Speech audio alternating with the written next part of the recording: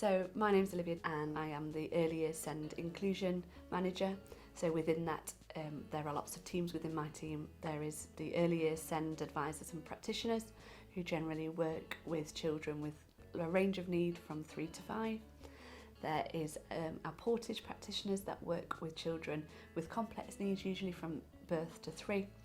We've got our inclusion practitioners that work with children up until their statutory school age, so the term after they turn 5, so into schools as well, and those are children that are at risk of exclusion. And then we have our early years communication and interaction team that work with children either with a diagnosis of autism or on that pathway of autism, again from 0 to 5.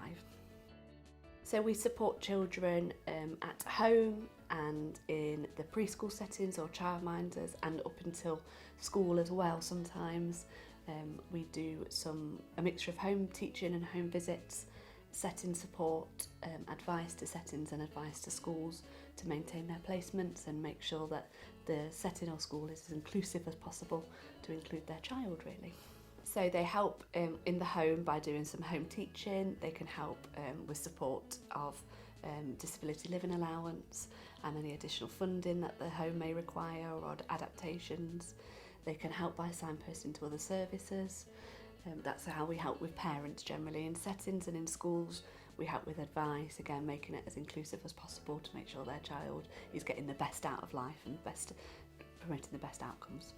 We have lots of different aspects of our team, so if a child's in a setting or a preschool or a childminder or a school, we have lots of unnamed advice that we can give to the setting or the school, so that can be via a telephone, or we do drop-in sessions, or every preschool setting also has an area Senko that can offer unnamed advice. If it's direct one-to-one support that's needed for that child, that's usually done by a referral process. So that can be health that refer them in, or a parent can refer a child in, or a setting or a school or a childminder. We promote all of our referrals on the Early Years website. However, all health professionals are aware of us, so if your child has a health visitor or any paediatrician or specific health practitioners, they'll be aware of our service and can refer in, or help support parents refer in. And if a child's in a setting, the setting will be able to access us very easily as well. We always start with a home visit. So if a child's on our caseload, we always start with a home visit, and that will be us getting to know the child, getting to know what the parents love about the child and everything that's brilliant about them, as well as some of those challenges that they might have.